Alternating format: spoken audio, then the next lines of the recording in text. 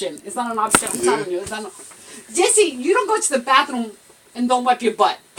A dog is the same way. The poor dog doesn't know how to wipe his butt. I don't know of many dogs that get their butt wiped until I met you, Mom. Jesse, trust me, if you have him in the house, you have to clean the butt. Because I see a lot of street marks all over my house, and I don't want that in my house. It's embarrassing. That's disgusting. That's anti-hygienic.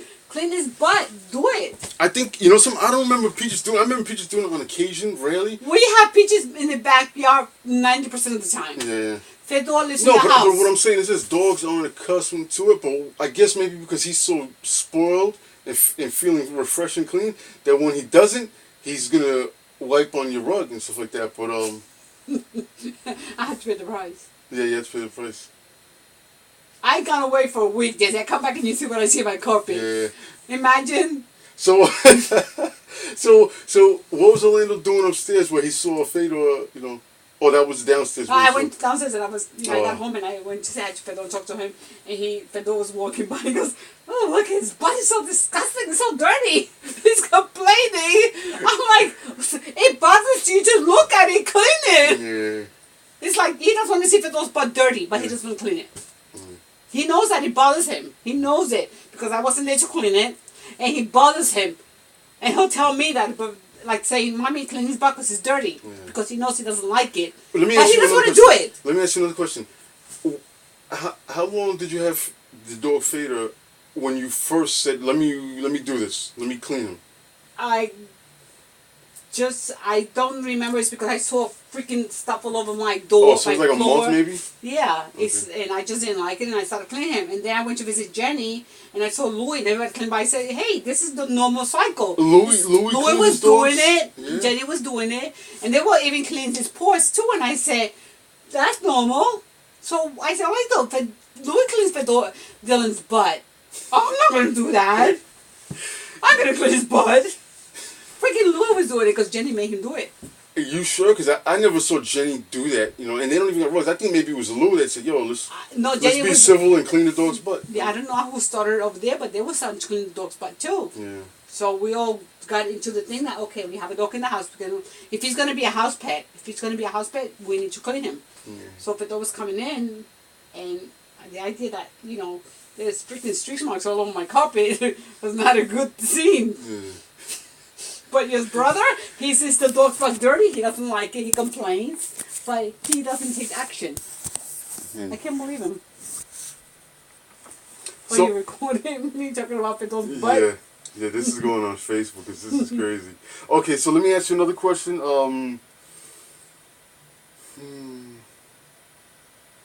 That's crazy. I'm really wondering if there's a lot of pet owners that do this. You know what? Most of them know we're doing it. Like most people that have pets indoors, they're doing it because streak marks on the carpet or a clean butt. Okay. When did you say I fell in love with this dog, Fedor? He's my dog. He's with me. Let me see. I think when we first got him, I didn't understand him. I feel bad. Because one day, Alito went to Connecticut right after we got him. And Fedor was acting up, and I remember he was crying. And I thought he missed Orlandito, like he was attached to him. And I said, oh man, that dog misses his Orlandito so much. And I was calling Jenny, I said, man, and I left Jenny a message, Fedor is crying like a baby. I don't know if he misses Orlandito. And he was like, going on my bed, he was crying. I'm like, oh my God. So I'm like, I didn't understand him. So finally I closed the door, I went to sleep. I woke up this morning, there was a big dump in my living room. You could smell it as soon as you woke up? Oh, I was like gross. I was a big, that area carpet. I developed energy, I took it all out, threw it outside in the backyard. There was a big poof. And I said, oh my God. I thought he was crying for one thing and he was crying because he needed to take a dump. Because, he was well trained. I didn't know he was so well trained. And I took him outside. And after that, I realized when he talks to me, when he cries, it's because he wants to take a dump. It didn't dawn on you that, like, oh, he hasn't been outside in a day. Like, yeah, it didn't dawn on me that this dog knew how to communicate. Like, you were like, Fedor, the bathroom's right there. I was like, you got toiletries yet? I mean, toilet now. But anyway, so it's funny because he went outside and And after that, I noticed that every time he cried, okay, take him outside. If he talks to you like that, he's desperate, you need to take him outside. But he was well trained. I realized that then. Blandito, you know how many times he freaking punished him because the dog had accidents. He didn't know that. He didn't know either that the dog was trained, that he knew how to say, take me outside. Laito didn't understand him either, but we both didn't understand him because he was new to us. Then we realized the dog was really smart. Like he communicated. When he wanted to go outside, he communicated with you. He wants to go outside. So when did he show you his diploma from MIT? You guys keep talking about this dog is so smart just because he yells that he gotta go to the bathroom. What else does he do to demonstrate his intelligence? No, because one day Louis said to us that he went out to get some stuff and Louis, the dog was there, and out of the blues Louis said, sit. And we walked away and started to do whatever he wanted to do it and came back later, and wherever he said sit, the dog was still sitting in the same spot. He didn't move from the spot that Louis said he was told him to sit. And Louis was like so shocked that this dog, wow, he listened to command, he was like so smart. And then before you know it, we all discovered this dog is really like well trained, like he knew how to tell you when he wanted to go outside, tell him to sit. Then I said, give me your paws one day, he gave me his paws. Out of the blues I said, roll over. He rolls over. So everything we told him to do, he did it. I'm like, okay, now highly trained. Now, were you surprised when you came home and he was with the remote control watching Khan Academy algorithms? Are you kidding me? He freaking fought with the remote control. He's like, I said, but it's my turn. No, I'm kidding. No, we were joking about the last part. I know. He's so cute though. That's funny. No, but he's very smart. He's a fun dog. But yesterday he pissed me off. So I have this suggestion, maybe to introduce new puppies in the house because he feels it's his home stuff, and so you bring another animal that he may not be so receptive to it. But he's a friendly animal. I wouldn't want another pit bull in the house because the dog is big, 69 pounds. He's a lot of work. And to bring another 2 pit bulls in the house. Well, maybe you get 2 puppies.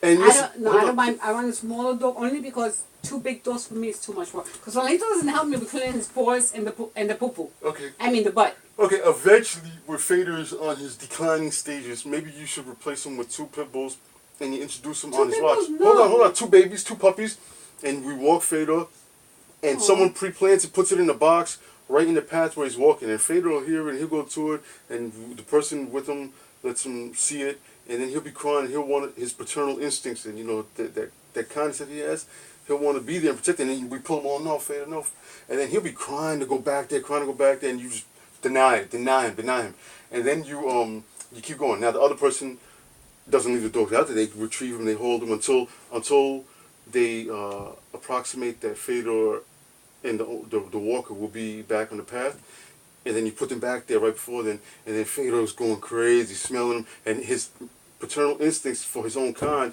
will want to take care of them. He'll recognize they're helpless, they're going to die out here, and so then that way it's like Fedor welcoming them into the house, as opposed to someone bringing in 2 dogs into Fedor's territory. 2 dogs are too much. No, 1. But 2 puppies. Yeah, but those 2 puppies become big fast, Jesse. Think about it. Yeah, I know. Within 6 months. Yeah. Within 6 months, they're freaking. I mean, they're adorable, but you need the time and the quality and the money. Well, the thing is this: eventually, Fedor has to be, is going to pass, and Orlando wants to. Not in my lifetime. Not in your lifetime. Yeah, I know. Dogs live 20 more years. Yeah, right. Dogs going to live 20, 30 years. Yesterday he was mad. I don't know what he did. He was not happy yesterday. What the heck is wrong with you? See, you're failing to communicate with him because he's letting you know something. He's with his teeth and his biting. He's like, I don't know. Yesterday he was in a weird mood. Okay, what do you have to say to the people that are going to watch this on Facebook, or at least hear it? If you're going to get a dog, get a pit bull. You're really an advocate of pit bulls? Oh, yeah. I would rather get a pit bull anytime over. What is the misconceptions of pit bulls? That people, they're giving them a bad rap, like, stereotyping. Pit bulls, most lowlives have taken them and used them to fight for their own purpose, for their own gain. And I would say that You know, those dogs have a good, they're good, very social animals. Because I would have never gotten a pit bull if it wasn't because Jenny got Fedor out of the blue. She got, I don't know what made her get a pit bull, but when we got Fedor, I didn't get him. I just happened to end up with a pit bull because Orlandito got a pit bull. But now that I have a pit bull, I would never get anything but a pit bull. I mean, I say I can't have more than one pit bull, two pit bulls because there's a lot of 6-9 pound dog, and it's a lot of work. I can't even walk them. But if I had the big yard and I was strong or whatever, I would tell people just get pit bulls. If you're gonna get a dog, get a pit bull. What does he introduce to you? Is he when he comes home, he absolutely loves you. We know that. That's clear. Can he tell if you're in a bad mood, if you're sad, or if you're happy? Oh, I don't know. I never really thought about that. Interesting. Like I said, when he's in a bad mood, I don't know why he's telling me what I'm. Is there ever a time that he doesn't want to sleep in the bed with you? Are you kidding me? That's his bed or your bed? bed? He owns it. I turn off the light, he's right there in my bed. In no other way. He's like, this is my house, you don't like it, you move. That's funny. Does he ever did he ever cry, like, to try to get into the bed and he was like temporarily denied? Oh, he cries. What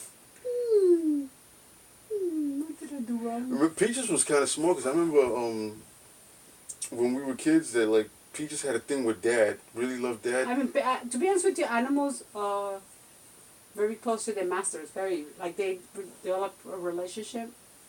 But some animals are more sociable than others. I think they all are. They're in their own ways. Yeah. But some are smarter, depending how they were brought up, how close they were to their masters. That dog would not hesitate to defend Dad or us for that matter. Yeah, yeah. Protective of us. I remember we hurt it because it killed a cat. It would not betray us. It would not. You know, it would just let us hurt it. And we hurt that. Dogs are very loyal. Very loyal.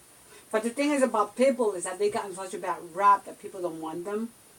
And to me, that's a misconception because I have a pit bull and I would never get anything but a pit bull. Well, is there any indication that Fedor has his own mind, like a brain with a mind, a personality? Oh yeah, he has some personality. That dog is unique. What doesn't he like? What doesn't he like? Yeah. He's jealous, territorial. Like, yeah. Don't bring a dog into the house. Even with me and you. Remember when I sit next to the couch with you? He goes. There could be plenty of room everywhere else. He puts his head between us and pushes his whole body. He doesn't like to share. He doesn't like. He's like, we're outside. It's everybody's game. But if we're in this house, this is my house. I rule. We got to do the video of him coming between us when we're sitting next to each other on the couch.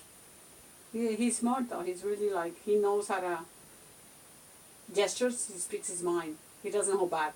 If he could speak, if he could write, he'd write a book. But let me go anyway. Alright, bye-bye. I love you. Be safe. Bye. I'll talk to you soon, I guess. Yep.